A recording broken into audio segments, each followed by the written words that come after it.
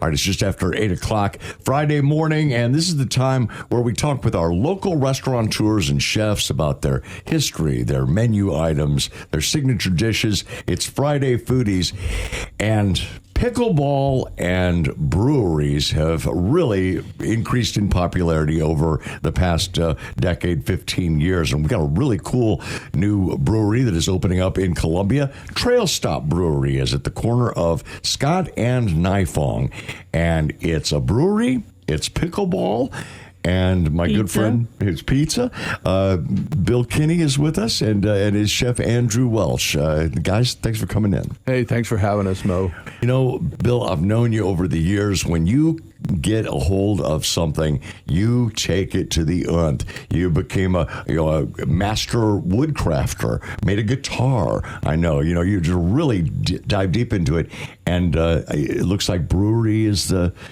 I've been home brewing for a while, and so I love beer. I just love beer. You just can't go wrong with beer. And then throw some pizza behind it, and you've got the perfect mix. Now, some of you may know the name Bill Kinney because he looked up your nose or did something to your throat. Of course, he's a very successful doctor surgeon here in town.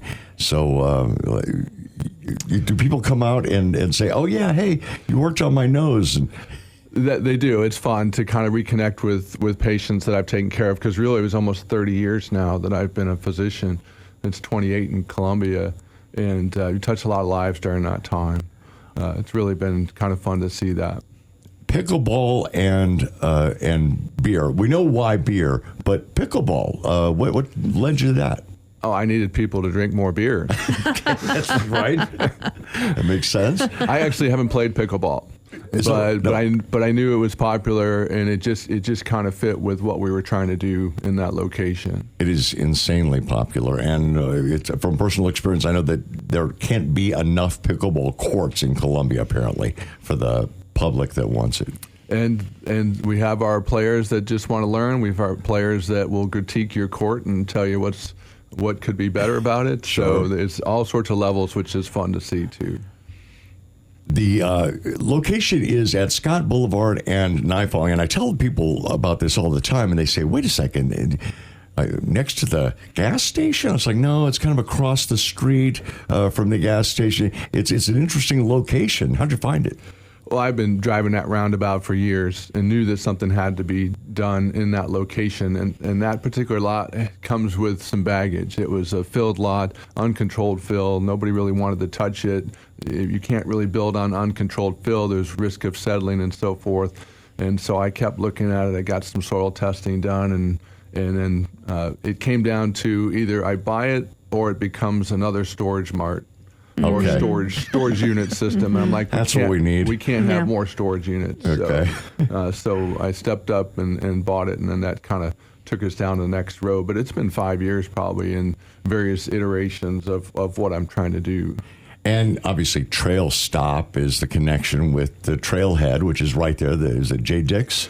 J. Dick's and the MKT. And it's great because I get to relive my childhood train love. So a little bit of a train theme too. So get a lot of cyclists coming through. We do. It's great. And what's great about them, although it's tough, is they'll come in groups of 15, and all of a sudden you've got 15 people that show up and want food and drink, and you didn't really plan for that to happen, and now you're scrambling. So that's good. All right, so how? Let's talk about the food, the brewery. How did you come to all of these flavors and different items for your menu?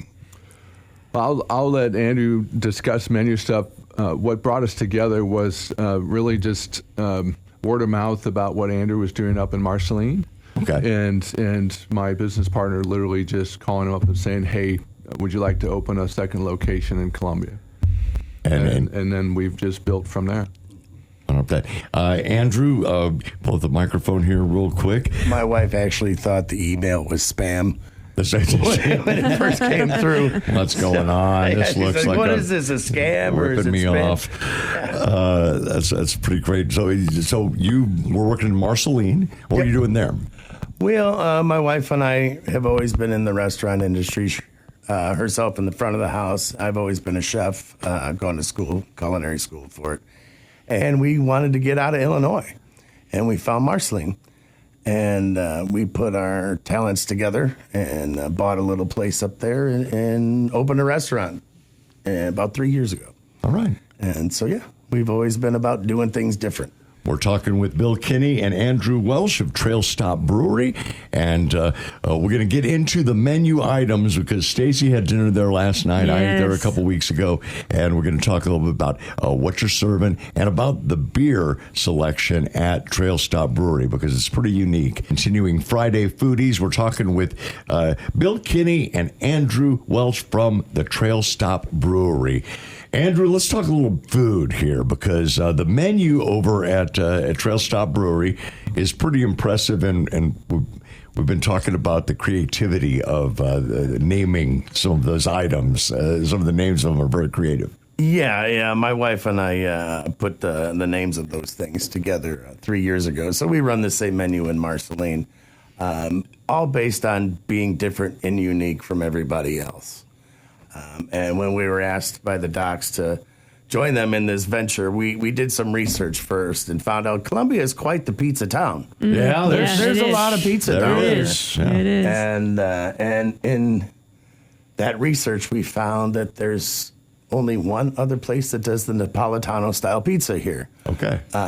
And we also found that there's only about 6, maybe 7 wood-fired ovens in the whole state. Yeah. And we have 2 of them.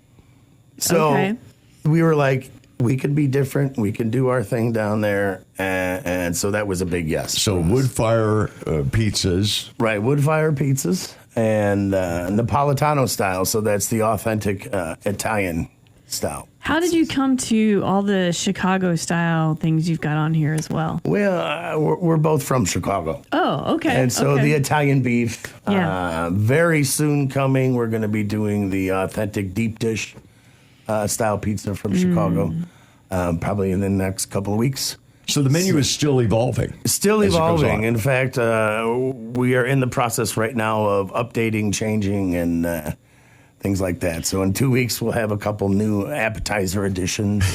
Do you the wood menu. fire a Chicago deep dish? No, Okay, I didn't we think have a so. convection oven for a convection oven for that, and it's literally 45 minutes cook time. Yeah. So call ahead. Yeah. When we announce we're doing it, call ahead, and Yeah. we'll have it ready for you when you show up. But yeah, that's a whole another animal, which I don't believe anywhere in the state has that pizza. Wow. So Yeah. maybe if you go to St. Louis, Possibly. Yeah. I don't know. I don't know. They have a Chicago style at another place that I won't name downtown, but I doubt it. I mean, I've had it, and it's not like actual Chicago. So what did you have last night? Yeah, so I think the Italian beef I was going to ask you about, I had that. We also had a pizza. My wife appreciated that you had several vegetarian options. And then we had the Fun Guy pizza, and then we brought a calzone home to our son. But the Italian beef is a little bit different. You do it on a house-baked, what is that, a roll? It's a yeah. If you go to not a Chicago, hoagie. it's more like a baguette or a French roll. Yeah. But we make all our breads in-house for our sandwiches. And the Italian beef is no different. We make that bread as you order it. Our meatball grinder sandwich, that little baguette we make fresh every day. And now we've had a new addition, a cold cut. We were looking for a cold cut sandwich. So we pastrami'd some turkey, smoked it off, and now we serve that on a ciabatta roll. That's made in-house. So Talk a little bit about the Italian beef because there are some people that I know that don't know what that really is. They don't have never experienced it in Chicago. Right. And tell people how that's prepared and what they're getting with Well, it. it's prime rib. It's sliced really thin. Italian seasonings, roasted off, and then dipped in a beef au jus that's made from those drippings. And we do it a little different. That's our theme. Is I take some of that jardiniere salad mix, and that's pretty spicy. So I drop a little bit of that oil in the juice, and so it gives it that little bit. Extra I tasted that flavor. little But, extra edge to it. Was really good. People, in Chicago, people compete over that Italian beef. And it's apparently it's a thing to have it baptized. Yeah, Yeah, baptized. this isn't on the menu. Which so means what? Listen Well, in. baptized means you take the whole sandwich and you dip it in that juice, bread and all. Oh, And Yum. that's how you eat it up in Chicago. That's the way to do it. You know, we've had the question, I can't get that sandwich into that little tin ball of juice And that you give us. I figured it out. And you figured it out. You dump it over the top. Just pour it in there. pour it in. Bill, let's talk a little bit about the beer, because your beer styles are also pretty unique, and you had a hand in selecting them, right? Yeah, it's really our styles with the help of an international brewmaster kind of looking over my shoulders. I've been eyeing this system called Smart Brew that is what we're using to brew. It's an almost a fully automated system, which is great. Our goal was not to get into distribution, but make some good, strong beers. And so what's unique about it is we're not making the wort, which is the first part of the beer. We're importing the wort from Germany and New Zealand. So I'm getting high quality wort that is standardized, and then we build our styles around that. And it's really been great. The fact that two doctors can pull off 8 beers that have all been well received is pretty crazy. Do you have a favorite? I'm partial to the Coal Miner. That's a Dortmunder export style, partly because growing up in Cleveland, there was Great Lakes Brewery has their Dortmunder. It's always my go-to when I would go back to Cleveland and visit my parents. So I wanted to reproduce that and kind of make that our kind of unique beer that we make in Columbia that you just don't find at some of the other breweries. So that's my favorite. And some of the names on the menu, as you read down it, have very distinctive medical stories behind them, right? What give us an example? Tincture of hops. Tincture of hops. There you go. The Dizzy and Hazy IPA, the Doctor's Order Porter. Yeah, and even the Quacksalver is fun because that's Dutch for of no medicinal value whatsoever. So it's where the term quack doctor came from. That's What is that? fantastic. Quacksilver? Quacksalver. Quacksalver. And so it's no medicinal value, but drink this beer. I have a question about one of your cocktails, the Floral Forager, featuring syrup made from magnolia blossoms collected around Columbia. This beer cocktail will leave you feeling kissed by the sun. Make like a tree in spring and leave cold weather behind. But for real, you're going around collecting magnolia blossoms from people's front yards? Yeah, we kept them in the fridge, and your drink would come out with one in your drink. Oh my gosh. Is there then a season to that beverage? I suspect so. Yeah. Those magnolia blossoms won't last forever. No. But I just am curious about the person driving around town. Can I take some of your blossoms? I mean, that's really cool. That's hyper local right there. Yeah, absolutely. We're talking with Bill Kinney and Andrew Welsh of Trail Stop Brewery in Columbia. Some of our Friday Foodies are with restaurants that have been around for many, many years. They've been around for, 8 weeks? We opened April 1st. April 1st, okay. We always come to this point in the interview where we ask you to name somebody else out there in the community. Was there anybody in Columbia or in the area that inspired you that you'd like to call out and say, hey, they're doing a great job too? Well, my go-to has always been D. Rose.